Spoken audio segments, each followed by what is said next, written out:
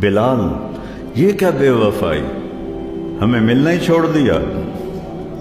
ان کی جب آنکھ کھلی تو انہوں نے سمجھا کہ آپ واقعی زندہ ہیں، مدینہ میں مجھے بلا رہے ہیں۔ اس قدر سحر ہوا خواب کا کہ اسی وقت اونٹنی تیار کی، 21 دن کا سفر 1 ہفتے میں طے کیا، اور جب مدینے میں داخل ہونے تک ان کو یاد نہیں کہ آپ جا چکے ہیں۔ یا رسول اللہ لبیک میں آ گیا، یا رسول اللہ لبیک میں آ گیا۔ جب پہنچے قریب روزے کے تو گر پڑے، کہا ہائے، وہ جا کے قبر کے اوپر ایسے لیٹ گئے اور دھاڑ دھاڑ شروع کر دی، یا رسول اللہ میں تو آ گیا ہوں، آپ کہاں؟ میں تو آ گیا ہوں، آپ کہاں؟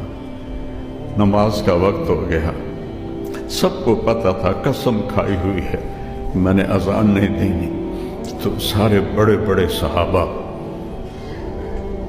میرے نبی کی آنکھوں کی ٹھنڈک، میرے نبی کی آنکھوں کے تارے، میرے نبی کے راج دلارے، جنت کے سردار حسن حسین کے پاس گئے کہ بھتیجو آج آپ بلال سے کہو کہ اذان دے دے، ورنہ وہ کبھی نہیں دیں گے۔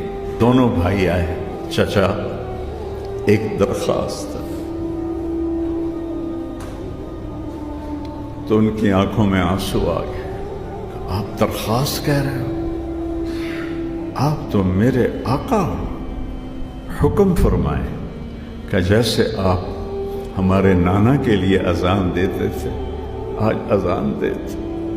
اور جب میدان محشر میں دنیا اکٹھی ہوگی تو اللہ